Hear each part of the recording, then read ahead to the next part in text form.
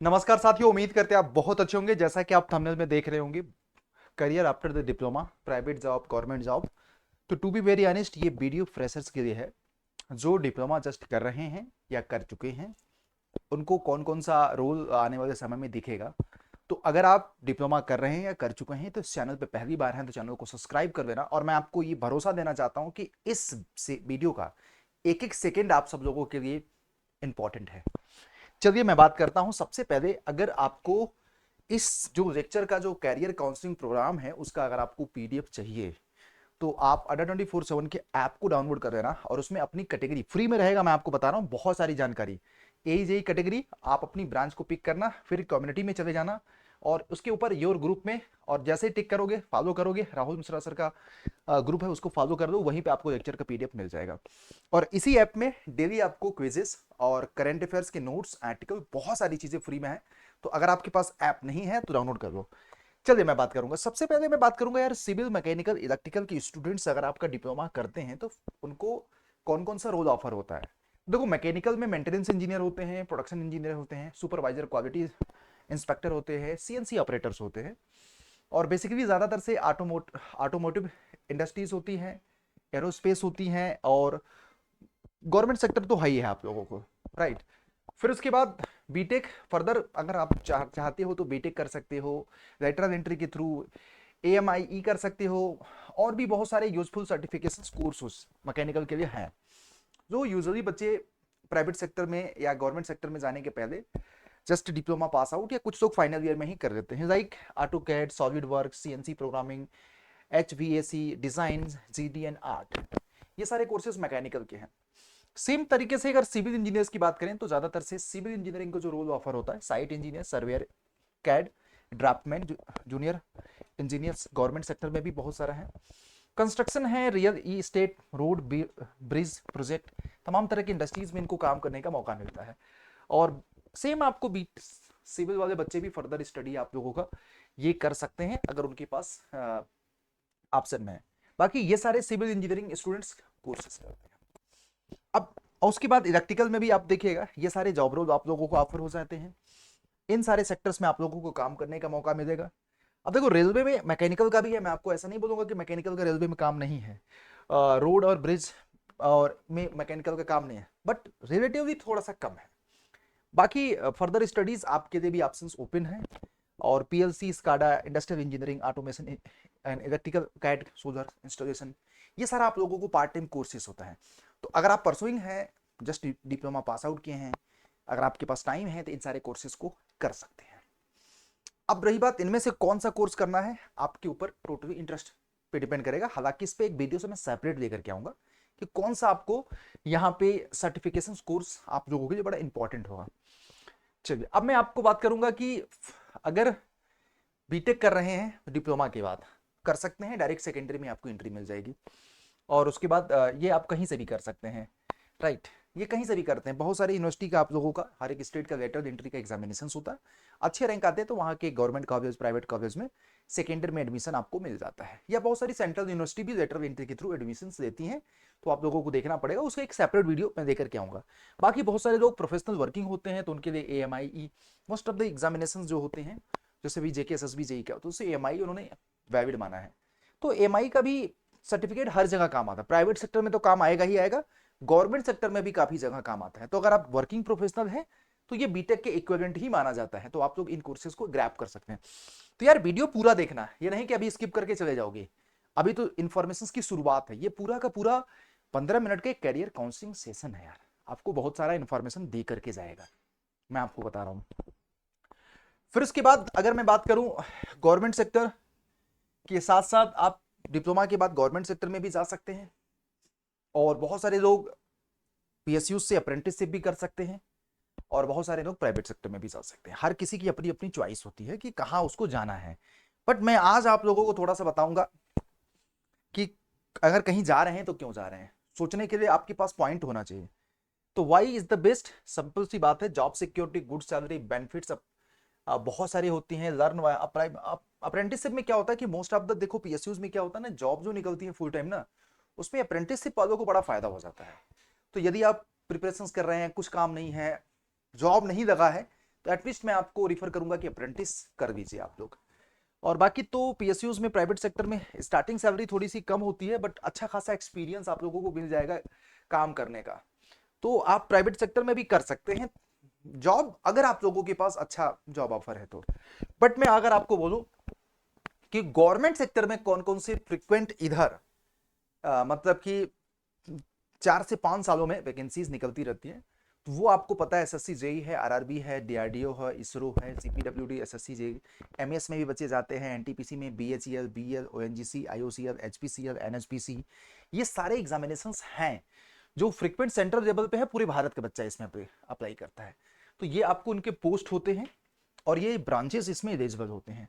Core जो mechanical, civil, electrical, सब जगह एलिजिबल है, मैं आपको बताऊं। और कंडक्टिंग बॉडी भी यहाँ पे मैंने आप लोगों को बता दिया है कि ये एग्जाम कंडक्टिंग बॉडी है।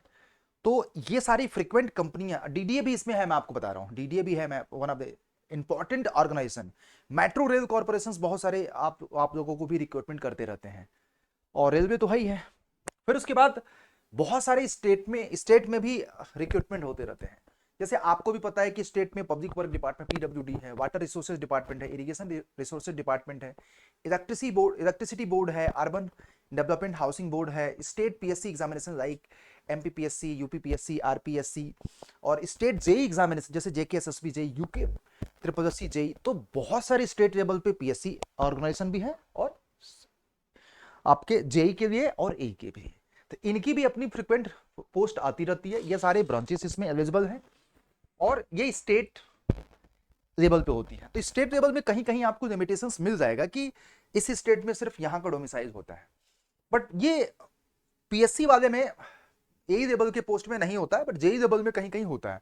बट यूपी में, बिहार में, राजस्थान में, एमपी में, इन सभी जगहों पे थोड़ा सा रिलैक्सेशन मिल जाता है कि ओवरऑल स्लाइड कंडीशन के साथ आप लोगों को एलिजिबल कर दिया जाता है।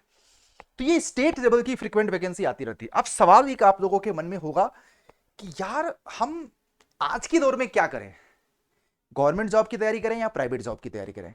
तो it's totally depend upon you मेरे भाई, ये आप पे टोटल डिपेंड करेगा। बट मैंने आपको बता दिया कि गवर्नमेंट जॉब की बात किया जाए तो जॉब सिक्योरिटी अच्छा है, स्टेबल करियर है, शादी अच्छी हो जाती है, परमानेंट पोजीशन होता है, और स्टार्टिंग में ही आप लोगों की सैलरी 45,000 50,000 के बीच में हो जाती है अगर जेई लेवल की पोस्ट है तो। बाकी आपको मैं बता दूं, work pressure low to moderate है, ग्रोथ थोड़ा सा स्लो है, बट आप लोगों को मिलेगा। वर्क लाइफ बैलेंस बहुत एक्सीलेंट है भाई, और benefits, pension in many roles, HRA, DA, LTC, medical, paid holiday, job transfer बहुत फ्रीक्वेंट है, specially in the central government, and social status अच्छा है भाई। Exam entry difficulty very high होता है भाई, क्योंकि गवर्नमेंट सेक्टर में जाने के लिए आपको कंपटीशन का फेस करना पड़ेगा। लर्निंग एक्सपोजर लिमिटेड होता है, but deep in technical role, अगर आपका टेक्निकल रोल है मिल गया तो आपका लर्निंग बहुत अच्छा हो जाएगा। एंड रिटायरमेंट एज 55-58 से लेकर 60 तक होता है, लिमिटेड साल के लिए नौकरी होती है। बट अगर यही प्राइवेट सेक्टर में देखा जाए तो कुछ ड्रॉबैक भी है तो कुछ फायदे भी है। अब अगर आप डिप्लोमा कर चुके हैं तो भाई आपके ऊपर चॉइस है, ये आपको गवर्नमेंट सेक्टर के बेनिफिट्स है या आपको प्राइवेट सेक्टर के। जैसे आपको यहाँ पे क्या है कि अगर मैं जॉब सिक्योरिटी, भाई देखो आपको पता है जॉब सिक्योरिटी नहीं होती है, बट टैलेंट की कहीं कमी नहीं होती। एक जगह से निकलोगे दूसरी जगह जाओगे ही जाओगे। तो आप अगर आपके पास टैलेंट है तो गवर्नमेंट के अलावा प्राइवेट सेक्टर भी वन ऑफ द बेस्ट है, बट थोड़ी सी बीच में लाइफ में हिंड्रेंस तो आती है। दूसरा, आप सैलरी थोड़ा सा स्टार्टिंग में आपको संघर्ष करना पड़ेगा, 10,000 से स्टार्ट करना पड़ेगा डिप्लोमा वगैरह में, 15,000, 10 से 30,000 के बीच में आप लोगों की स्टार्टिंग हो जाती है। हर किसी का अपना अपना वैरी करेगा। अच्छा, मैं आपको बताऊं एक चीज, थोड़ा सा इंजीनियर अड्डा के बारे में बता दूं। अगर आप प्रिपरेशंस करना चाहते हैं तो सिविल, मैकेनिकल, इलेक्ट्रिकल के वहां पे आप लोग ज्वाइन कर सकते हैं। सभी एग्जामिनेशंस जो देख रहे हैं ना यहाँ पे, सारे एग्जामिनेशंस की सिंगल पैकेज में प्रिपरेशन होता है। इस नंबर पे फोन करिए, हमारी टीम आपको प्रॉपर मेंटरशिप देगी, जिसमें live class, test series, e book, toppers के हैंड रिटन नोट्स, हर एक एग्जाम वाइज आप लोगों को मिलेगा। और भारत की सर्वश्रेष्ठ टीम आप लोगों को गवर्नमेंट और प्राइवेट सेक्टर के लिए मेंटरशिप देगी, और प्रॉपर आपको कंसेप्ट पढ़ाएगी, जीरो से लेके हीरो लेवल तक आपको करेगी।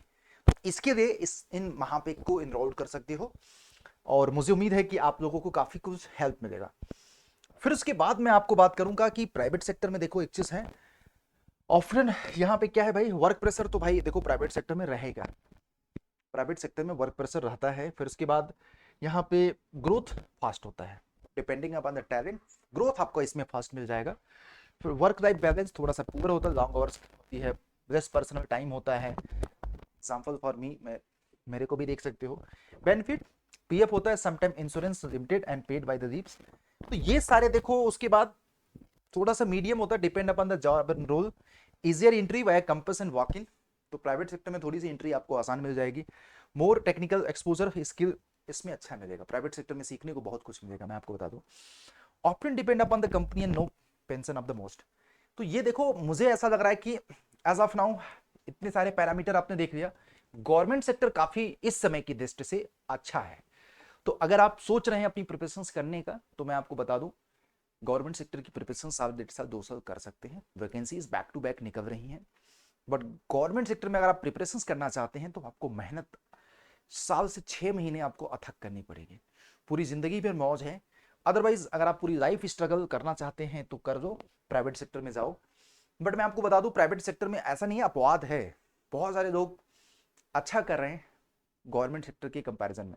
बट एक चीज का हमेशा दुख रहता है, वर्क लाइफ बैलेंस। क्योंकि मोस्ट ऑफ द इंडस्ट्रीज में ऐसा है कि वर्क लाइफ बैलेंस नहीं होता, जॉब का प्रेशर होता है, रिस्क नौकरी की हमेशा रहती है। ये रहता है, देखो मैं आपको बताऊं। तो इसीलिए मैं बोलूंगा कि रिकमेंड करूंगा कि प्राइवेट सेक्टर के अलावा आप एक गवर्नमेंट सेक्टर का एक बेटर ऑप्शन बनाओ। आप लोग अच्छा करोगे, मैं आपको बताऊं।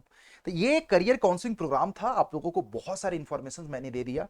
तो मुझे उम्मीद है कि आपने काफी कुछ सीखा होगा इस वीडियो से। तो अगर आपको वीडियो इन्फॉर्मेटिव लगा ना, तो चैनल को सब्सक्राइब जरूर कर देना मेरे भाई। और आपकी अपनी राय कमेंट में वीडियो खत्म हो जाने के बाद जरूर बता देना।